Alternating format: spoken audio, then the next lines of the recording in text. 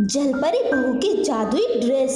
साधना के पति की एक कार एक्सीडेंट में मौत हो चुकी थी। उसकी एक 5 साल की बेटी थी और वह अपनी सास के साथ रहती थी। क्योंकि साधना गरीब घर की थी, इसीलिए उसकी सास उसे ज्यादा पसंद नहीं करती थी और उसके साथ साथ उसकी बेटी जिसका नाम खुशी था उससे भी नफरत करती थी। माँ जी, खुशी भी बाहर खेल रही है। उसने सुबह से कुछ नहीं खाया है। मैं भी उसे बुलाकर खाना खिला देती हूँ। क्यों, पैसे पेड़ पर उगते हैं क्या? ये तू कमा कर लाती है। जब देखो तब तुम दोनों सिर्फ खाने के ही बारे में बातें करती रहती हो। सारा काम करने को पड़ा है, पहले जाकर सारा काम कर और बाद में जब मैं कहूँ तभी तुम दोनों खाना खा सकती हो। ठीक है माँ जी। इसी तरह से एक दिन माँ जी, मुझे आपसे कुछ कहना है। हाँ बोलना, जल्दी से। क्या हुआ? कुछ ना कुछ तो तूने किया ही होगा ना। मुझे माफ कर दीजिए माँ जी, मुझसे बहुत ही बड़ी गलती हो गई। अब क्या किया है तूने?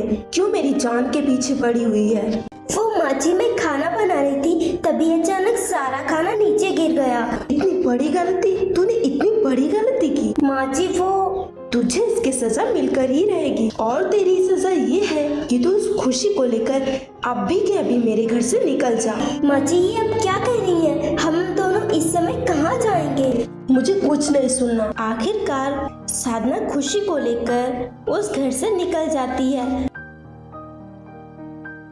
और फिर रास्ते में माँ, पता नहीं हम यहाँ क्यों आए हैं। चलिए घर वापस चलते हैं। मुझे बहुत जोर से भूख और प्यास लगी है। तू चिंता मत कर, यहाँ आसपास पानी होगा, मैं अब भी लेकर आती हूँ। साधना नदी के पास पानी भरने लगती है, तभी अचानक उसका पैर फिसल जाता है और वह नदी में जाकर गिरती है। वह काफी देर तक आवाज लगाती है पर वहाँ कोई भी नहीं था जो उसकी मदद कर सके।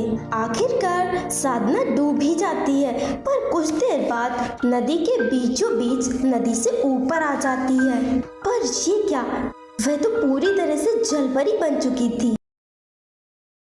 अरे, मैं तो जिंदा हूँ और मैं जलपरी कैसे बन गई?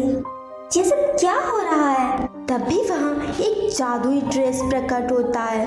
मैंने ही तुम्हें जलपरी बनाया है और अब तुम्हारे पास जादुई शक्तियाँ आ गई हैं। इसीलिए तुम कुछ भी कर सकती हो। पर तुमने ऐसा क्यों किया?